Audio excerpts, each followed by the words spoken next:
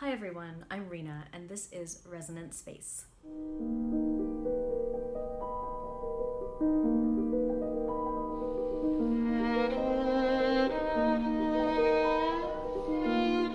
So I wanted to talk today about this idea that inspiration is not hierarchical. I think sometimes when we're trying to find inspiration, we're always first thinking about going to things that are maybe a little above or beyond us in a certain way.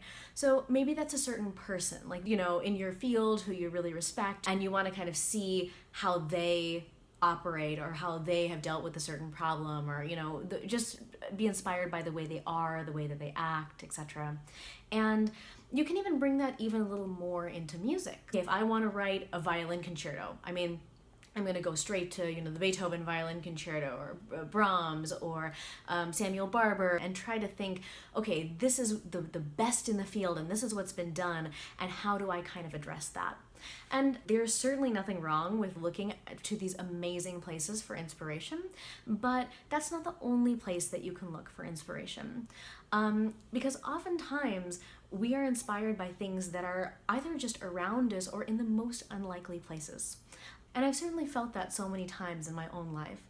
Some of the most beautiful inspirational moments I've had have been just chance encounters, just things that I've happened to hear or see, or people that I've happened to interact with who then have completely just changed the course of my life and my thinking about something.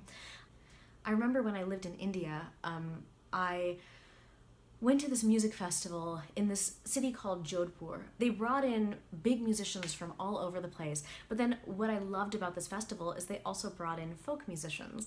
And so some of these folk musicians were super famous, and some of them were just really local folk musicians. And I found that I was so equally inspired by these big name artists who toured the world and who had such a deep perspective on classical music as I was by these musicians who are really just a part of their community, had really never been outside of that city, and were just playing maybe locally, maybe on the street even, for the people who were passing by. So I think when we establish that sense of hierarchy, we're kind of, in a way, putting ourselves below the person who's providing the inspiration, or the artwork that's providing the inspiration.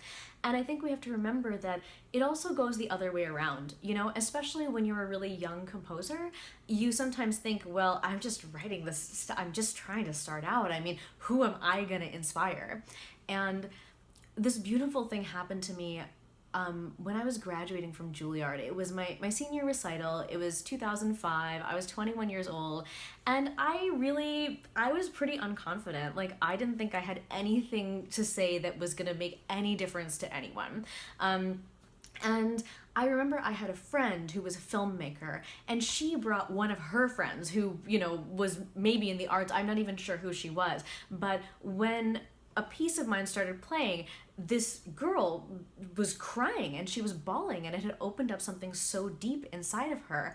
And I remember that was a moment where I thought, oh my gosh, I don't think I'm even anyone. And something that I wrote, something that I really honestly put on the page, connected me so deeply to someone. We can both inspire others at any stage that we're at, and we can be inspired by absolutely anything that's around us.